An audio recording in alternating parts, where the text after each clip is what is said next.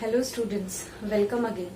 आज हम लोग स्टार्ट करने जा रहे हैं 12th बायोलॉजी का second chapter, that is reproduction in flowering plant. Flowering plant कहने का मतलब आप समझ रहे होंगे, एंजियोस्पर्म्स में रिप्रोडक्शन कैसे होता है, इसे हम यहाँ पढ़ेंगे।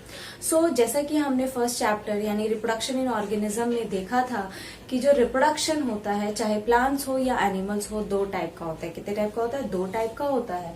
तो यहाँ भी जो रिप्रोडक्शन फ्लावरिंग प्लांट में वो कितने टाइप का होगा? दो टाइप का होगा। कौन कौन सा? तो एक जो हम जानते हैं that is asexual reproduction. Asexual reproduction. And दूसरा टाइप जो रिप्रोडक्शन का होगा उसे हम क्या बोलते हैं? उसे हम बोलेंगे sexual reproduction. Second one is sexual reproduction. Reproduction clear? यानी प्लांट में, फ्लावरिंग प्लांट में जो रिप्रोडक्शन हमें पढ़ना है वो दो है, एसेक्सुअल रिप्रोडक्शन और another one is sexual reproduction. Asexual reproduction को और हम क्या बोलते हैं? इसे हम क्या बोलते हैं? एपोमिक्सिस। एपोमिक्सिस। और वहीं सेक्सुअल रिप्रोडक्शन को हम क्या बोलते हैं? सेक्सुअल रिप्रोडक्शन को हम बोलते हैं एम्फीमिक्सिस। एम्फीमिक्सिस।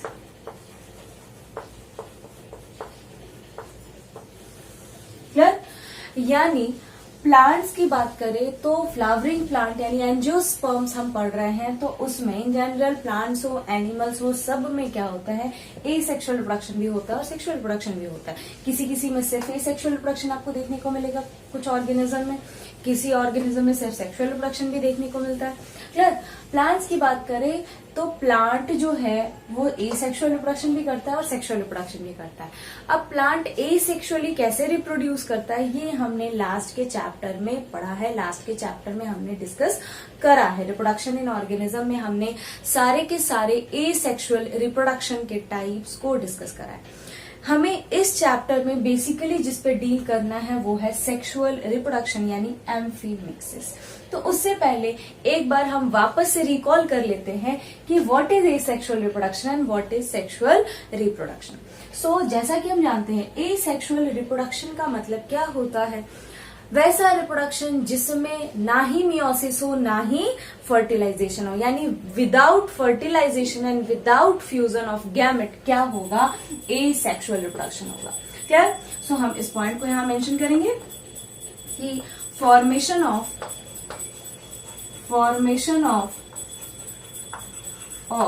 प्रोडक्ट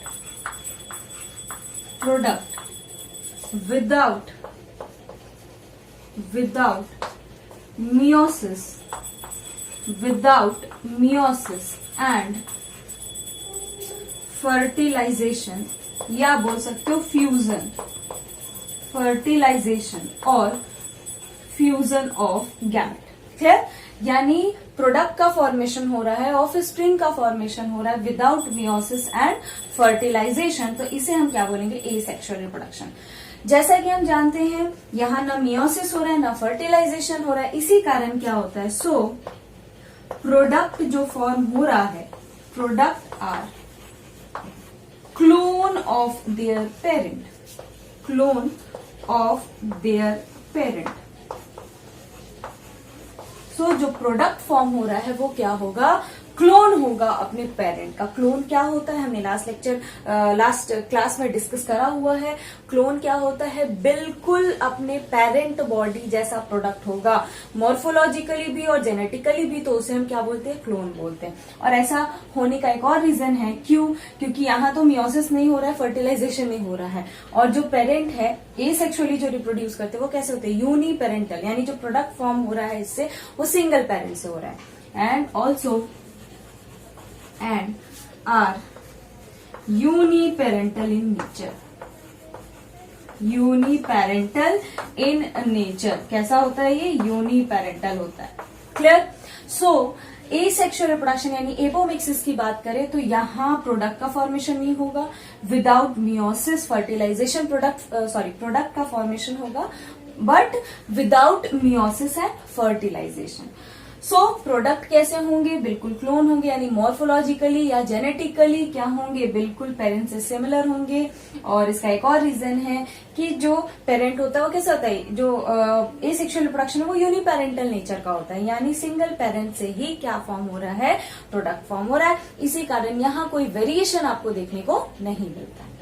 अब हम आते हैं सेक्सुअल रिप्रोडक्शन, जो हमें इस चैप्टर में डील करना है। ये जो एसेक्सुअल रिप्रोडक्शन, ये हमने लास्ट चैप्टर में डील करा हुआ है। सेक्सुअल रिप्रोडक्शन की बात करें तो इसमें क्या होगा, formation of product, formation of product with meiosis and fertilization and meiosis की मदद से क्या होगा, प्रोडक्ट अगर फॉर्म हो रहा है तो that reproduction is called sexual reproduction. Clear? यहां पे क्या होगा, जो प्रोडक्ट फॉर्म होंगे, product form are different from their parent, that is it shows variation। ये क्या शो कर रहा है, वेरिएशन शो कर रहा है, इट शोज वेरिएशन। क्लियर? और जो यहाँ सेक्सुअल रिप्रोडक्शन है ये कैसा होता है, बाई पेरेंटल नेचर का होता है। बाई पेरेंटल नेचर कहने का मतलब दो पेरेंट्स का इन्वॉल्वमेंट इसमें होता है। ये 2-3 पॉइंट हैं जो सेक्सुअल रिप्रोडक्शन के लिए इंपॉर्टेंट है, और यहाँ ये सारे पॉइंट है जिससे आप एसेक्सुअल रिप्रोडक्शन को समझते हैं। तो यहाँ हम क्या लिख देंगे, it is by parental in nature. कैसा होता है, बाई पेरेंटल, यानी दो पेरेंट का इन्वॉल्वमेंट होता है, तो by parental in nature. Clear? यानी प्लांट में जो रिप्रोडक्शन है वो दो टाइप से होगा, एसेक्सुअली और सेक्सुअली। एसेक्सुअल रिप्रोडक्शन में एक ही पेरेंट का इन्वॉल्वमेंट होगा, इसलिए वहां ना मियोसिस होगा ना ही फर्टिलाइजेशन होगा।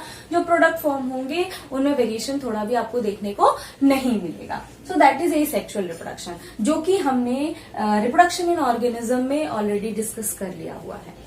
अब जो हमें इस चैप्टर में डील करना है दैट इज सेक्सुअल रिप्रोडक्शन, यानी एम्फीमेसिस। इसमें क्या होगा, जो प्रोडक्ट फॉर्म होंगे वो उसमें मियोसिस भी होगा। मियोसिस होना जरूरी है, क्यों जरूरी है ये हमने साइटोलॉजी सेल में पढ़ा हुआ है, मियोसिस क्यों होता है, कैसे होता है।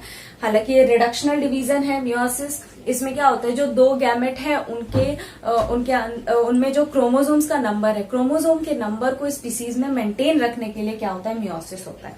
आप एक बार फिर से जो 11th का सेल है उसको रिवाइज करिएगा कि मियोसिस से क्या हो रहा है और क्यों सेक्सुअल रिप्रोडक्शन के लिए मियोसिस जरूरी है।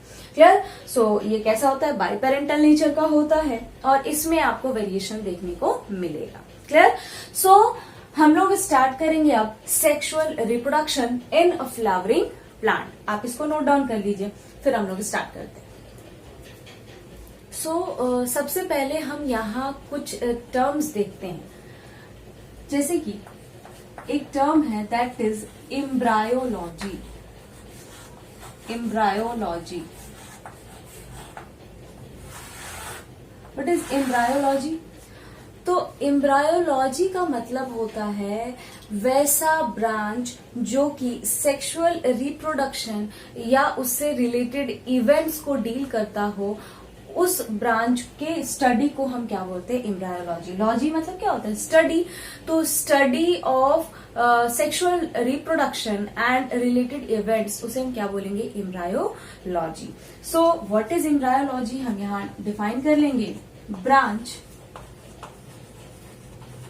deals with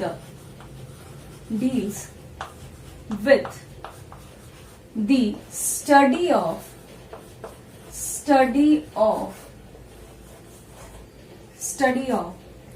sexual reproduction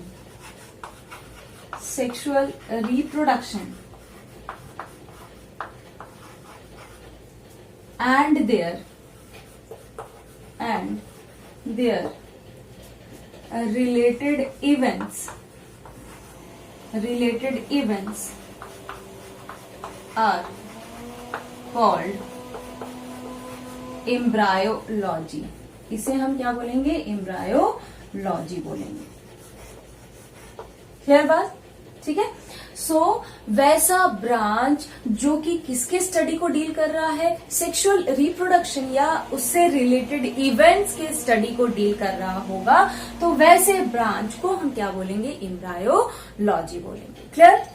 इसके बाद पूछा जाता है who is known as father of embryology. तो फादर ऑफ एम्ब्रायोलॉजी अगर पूछा जाए तो फादर ऑफ एम्ब्रायोलॉजी कौन हो जाएंगे? एरिस्टोटल। क्या हो जाएंगे? Aristotle. Aristotle is known as father of embryology. उसी तरह ये भी एग्जाम में क्वेश्चन आया हुआ है, who is known as father of Indian embryology. तो फादर ऑफ इंडियन एम्ब्रायोलॉजी अगर आपसे पूछा जाए, इंडियन एम्ब्रायोलॉजी, तो वो हम बोलेंगे किसको? वो हम बोलेंगे पी महेश्वरी को। P Maheshwari. Clear? So since हम लोग फ्लावरिंग प्लांट का रिप्रोडक्शन पढ़ रहे हैं और इसमें भी अभी मैंने आपको बताया कि हम लोगों को रिप्रोडक्शन कौन सा पढ़ना है? Sexual reproduction. यानी इस चैप्टर में हम क्या डील कर रहे हैं? एम्ब्रायोलॉजी डील कर रहे हैं। मतलब ये पूरा का पूरा चैप्टर क्या है? एम्ब्रायोलॉजी। बिकॉज इस चैप्टर में हम प्लांट के सेक्सुअल रिप्रोडक्शन और उससे जुड़े इवेंट्स को डिस्कस करने वाले। क्लियर? तो हम क्या करेंगे? एम्ब्रायोलॉजी। ठीक है। इसीलिए आपको नाम याद होना चाहिए। फादर ऑफ एम्ब्रायोलॉजी कौन है? Aristotle. And father of Indian embryology Maheshwari. Clear? आप इसको नोट डाउन कर लीजिए। फिर हम देखते हैं इवेंट्स जो हमें सेक्सुअल रिप्रोडक्शन में पढ़ने हैं। सो स्टूडेंट्स, अब हम लोग देखते हैं इवेंट्स जो हमें सेक्सुअल रिप्रोडक्शन यानी प्लांट के रिप्रोडक्शन में पढ़ना है। तो इवेंट्स की अगर बात करें तो कौन कौन से इवेंट्स हैं इसके अंदर? इवेंट्स, सबसे पहला इवेंट जो हम पढ़ेंगे वो क्या है? वो है microsporogenesis. That is microsporogenesis.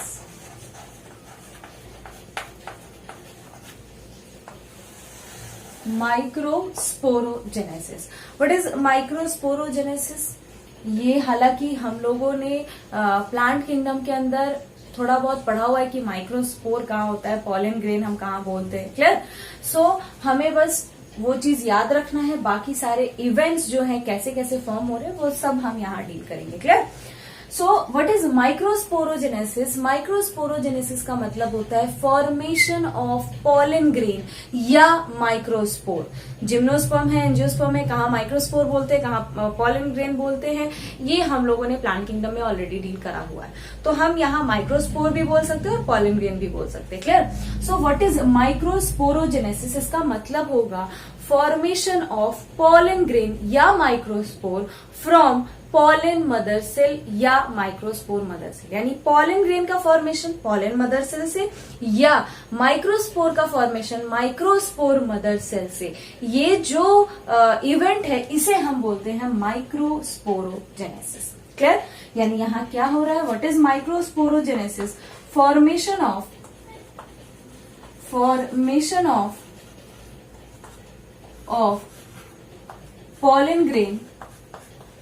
Pollen grain या और माइक्रोस्पोर किससे?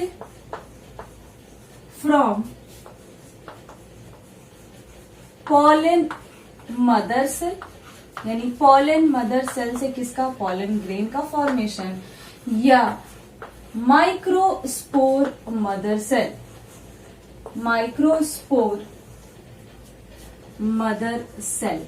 तो ये जो इवेंट है इसे हम बोलेंगे माइक्रोस्पोरोजेनेसिस। हम देखेंगे कैसे पॉलन मदर सेल से या माइक्रोस्पोर मदर सेल से क्या फॉर्म हो रहा है? माइक्रोस्पोर और पॉलन ग्रेन फॉर्म हो रहा है। क्लियर?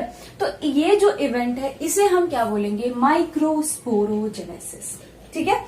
इसके बाद जो इवेंट हम पढ़ेंगे that is microgametogenesis. Microgametogenesis. What is microgametogenesis? नाम से ही क्लियर है, गैमीटोजेनेसिस, गैमेट का फॉर्मेशन। माइक्रो यानी मेल गैमेट का फॉर्मेशन। अब मेल गैमेट का फॉर्मेशन कैसे होगा? तो ये जो पॉलन ग्रेन हमने लिखा है, ये जो माइक्रोस्पोर हमने लिखा है, इस पॉलन ग्रेन या माइक्रोस्पोर से क्या फॉर्म हो रहा है? मेल गैमेट फॉर्म होगा।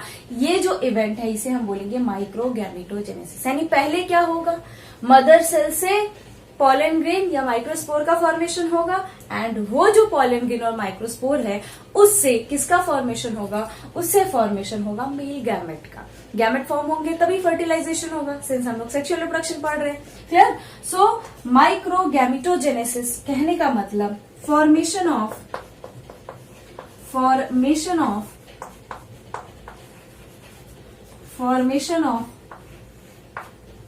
Mail gamete, male gametophyte from किससे? फ्रॉम पॉलन ग्रेन या और हम क्या बोल सकते हैं? माइक्रोस्पोर। तो ये जो इवेंट है इसे हम बोलेंगे माइक्रो गैमीटोजेनेसिस। क्लियर? यानी ये पहला दो इवेंट हम पढ़ेंगे। देन थर्ड जो इवेंट होगा that is mega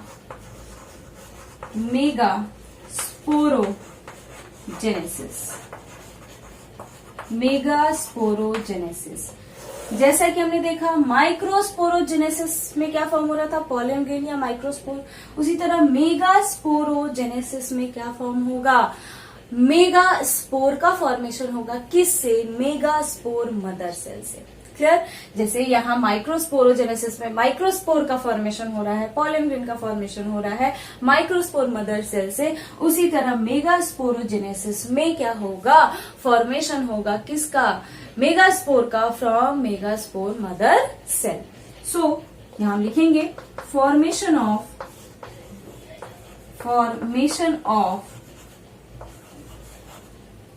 mega spore from megaspore mother cell. Megaspore mother cell से किसका फॉर्मेशन होगा? मेगा स्पोर का। तो that event is called megasporogenesis. Clear बात? ठीक है ना? सो पहला इवेंट माइक्रोस्पोरोजेनेसिस, दूसरा इवेंट माइक्रोगैमीटोजेनेसिस, तीसरा मेगा स्पोरोजेनेसिस। आप इसको पहले नोट डाउन करिए, फिर हम इसके बाद के इवेंट को नोट डाउन करते हैं। सो स्टूडेंट्स, अब जो नेक्स्ट इवेंट है वो कौन सा इवेंट है? That is mega gametogenesis. Fourth event क्या है? मेगा गैमीटोजेनेसिस। मेगा गैमीटोजेनेसिस ये इवेंट क्या है?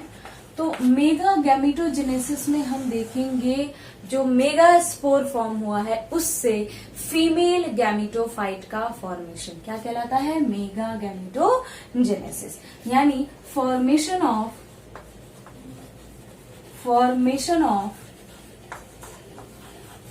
What? Formation of female gametophyte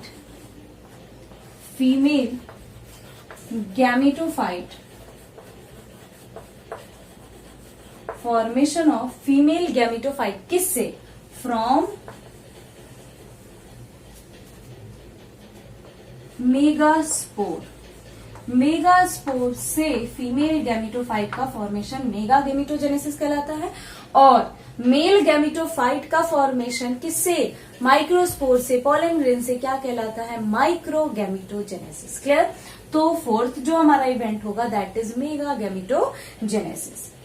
फिर नेक्स्ट हम देखते हैं मेगा गैमीटोजेनेसिस के बाद जो नेक्स्ट इवेंट हमें पढ़ना है दैट इज पॉलिनेशन। अब मेल गैमेट फॉर्म हो गया है, फीमेल गैमेट फॉर्म हो गया है, तो अब मेल गैमेट को फीमेल गैमेट तक पहुंचना होगा ना। तो इसे हम क्या बोलते हैं, पॉलिनेशन, यानी transfer of pollen grain from anther to the stigma. यानी पॉलिनेशन क्या है, it is transfer of pollen grain from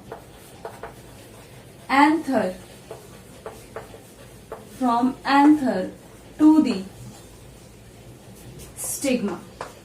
ठीक है, इसे हम क्या बोलेंगे, पॉलिनेशन। देखेंगे जब हम पॉलिनेशन इवेंट को डिस्कस करेंगे तो वहां हम देखेंगे कि पॉलिनेशन कैसे होता है, किस तरह से ट्रांसफर होता है गैमेट्स का। ठीक है, सो नेक्स्ट इवेंट क्या है, पॉलिनेशन।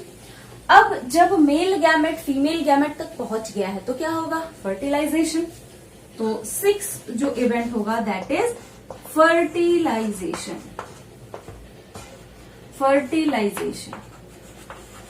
यानी fusion of male and female gamete. Male और फीमेल गैमेट का क्या होगा, फ्यूजन होगा। So fusion of male and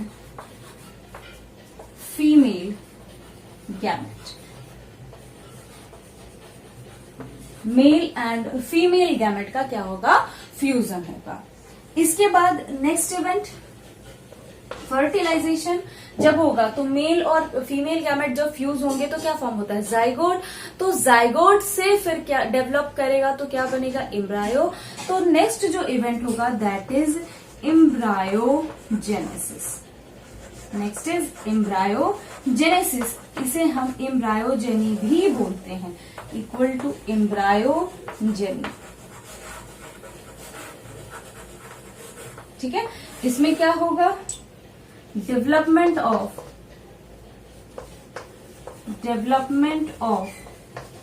या formation of zygote to embryo. ठीक है, इस इवेंट को हम बोलेंगे एम्ब्रायोजेनेसिस।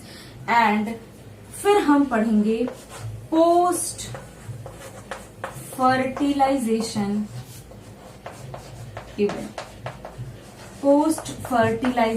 इवेंट, यानी इसके बाद का, फर्टिलाइजेशन के बाद का इवेंट। ठीक है, यानी जैसे कि रिप्रोडक्शन इन ऑर्गेनिज्म में हमने पढ़ा था कि सेक्सुअल रिप्रोडक्शन के अंदर ये सारे इवेंट आते हैं, जिसमें पहला था प्री फर्टिलाइजेशन, यानी फर्टिलाइजेशन से पहले कौन कौन से इवेंट आते हैं। तो यहाँ हमने देखा फर्टिलाइजेशन से पहले कौन कौन सा इवेंट आ रहा था। सबसे पहला जो इवेंट था वो कौन सा था, माइक्रो स्पोरोजेनेसिस। उसके बाद दूसरा इवेंट कौन सा था, माइक्रो गैमिटोजेनेसिस। तीसरा इवेंट मेगा स्पोरोजेनेसिस। चौथा इवेंट मेगा गैमिटोजेनेसिस। फिर आपका क्या हुआ, पॉलिनेशन, यानी यहाँ पहले तो गैमेट का फॉर्मेशन होगा, ठीक है, जैसा कि हमने रिप्रोडक्शन इन ऑर्गेनिज्म पढ़ा। फिर गैमेट का ट्रांसफर होगा, तो फर्टिलाइजेशन का जो प्री फर्टिलाइजेशन का जो दूसरा इवेंट हमने देखा दैट इज पॉलिनेशन, यानी गैमेट का ट्रांसफर। देन फर्टिलाइजेशन इवेंट होगा and then post fertilisation event, जिसमें आपका एम्ब्रायोजेनेसिस भी इंक्लूड है। क्लियर? सो हमें इस चैप्टर में इन सारे के सारे इवेंट्स को डील करना है। क्लियर? आप इसको नोट डाउन कर लीजिए, फिर हम आगे देखते हैं। सो स्टूडेंट्स, अब हम लोग देखते हैं मेल रिप्रोडक्टिव स्ट्रक्चर। जैसा कि हमने देखा जो इवेंट था, उस इवेंट में सबसे पहला जो इवेंट हमारा था दैट इज माइक्रोस्पोरोजेनेसिस, यानी माइक्रोस्पोर या पॉलन ग्रेन का फॉर्मेशन, माइक्रोस्पोर मदर सेल या पॉलन मदर सेल से। ठीक है, उसके बाद हम लोग देखेंगे मेल गैमिटोफाइट का फॉर्मेशन, किससे, माइक्रोस्पोर से या पॉलन ग्रेन से। ठीक है, तो ये दो इवेंट हम लोगों को देखना है। तो ये देखने से पहले हमें देखना होगा मेल रिप्रोडक्टिव स्ट्रक्चर। तो हम उसे देखते हैं, मेल रिप्रोडक्टिव स्ट्रक्चर। प्लांट का मेल रिप्रोडक्टिव स्ट्रक्चर हम लोगों ने प्लांट किंगडम में भी पढ़ा है। तो एंजियोस्पर्म की बात करें तो आप लोग को याद होगा एंजियोस्पर्म का जो मेल रिप्रोडक्टिव स्ट्रक्चर है उसे हम क्या बोलते हैं, उसे हम बोलते हैं एंड्रोशियम। क्या बोलते हैं, एंड्रोशियम। एंड आपसे अगर पूछा जाए what is the unit of androecium, तो इसका यूनिट क्या होगा? स्टामेन। यूनिट क्या होगा? स्टामेन। ठीक है, यानी मेल रिप्रोडक्टिव स्ट्रक्चर को हम क्या बोलेंगे? यहाँ एंड्रोशियम बोलेंगे। यूनिट क्या होगा? स्टामेन होगा। अब इन जनरल अगर हम स्ट्रक्चर देखें तो आपको अच्छे से पता होगा कि अगर हम ये वाला स्ट्रक्चर देखिए,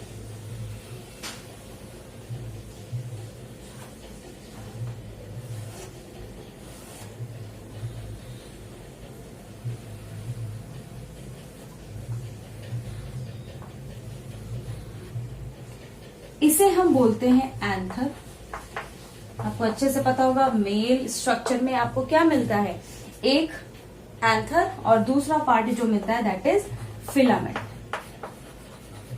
फिर one is anther and another one is filament, और इसमें ये जो आप देख रहे हैं that is pollen. Clear? Pollen sac, pollen chamber, आप कुछ भी बोल सकते हैं। सो ये जो स्ट्रक्चर हमने बनाया है ये किसका स्ट्रक्चर है? इस स्ट्रक्चर को हम बोलते हैं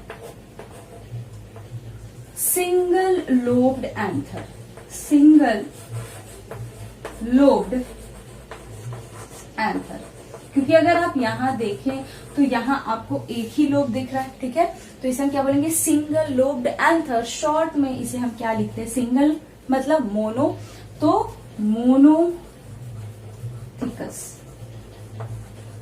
ठीक है, क्या बोलेंगे? मोनोथिकस। साथ साथ इसमें दो आपको पॉलन शैक मिल रहे हैं तो लिखेंगे बाइस्पोरेंजिएट। क्लियर? यानी सिंगल लोब्ड एंथर का स्ट्रक्चर है, इसे हम सिंगल लोब्ड एंथर इसलिए मोनोथिकस बोल रहे हैं, और यहाँ पे हम क्या देख रहे हैं? दो पॉलन शैक है इसीलिए बाइस्पोरेंजिएट। ये जो है ये आपको किसमें मिलता है? तो ये आपको मिलता है मालवेसी फैमिली में। किसमें मिलता है? मालवेसी फैमिली में।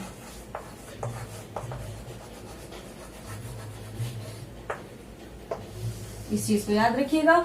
पूछा जाता है कौन से फैमिली में आपको क्या मिलता है? Single lobed anther, monothecous structure मिलता है, बाइस्पोरेंजिएट स्ट्रक्चर मिलता है, रिप्रोडक्टिव स्ट्रक्चर मेल का, तो क्या बोलोगे? मालवेसी फैमिली में मिलता है। क्लियर? तो पहले आप इसको नोट डाउन कर लीजिए, फिर हम एक और स्ट्रक्चर देखते हैं मेल रिप्रोडक्टिव। सो स्टूडेंट्स, अब हम लोग देखते हैं बाइलोब्ड एंथर का स्ट्रक्चर। सो अगर हम बाइलोब्ड एंथर देखें, पहले हम हेडिंग दे दें, क्या हम देख रहे हैं? Bilobed anther. इससे पहले हमने देखा मोनोलोब्ड, सिंगल लोब्ड एंथर। अब हम देखते हैं बाइलोब्ड एंथर, यानी इसका जो स्ट्रक्चर होगा इस तरह से,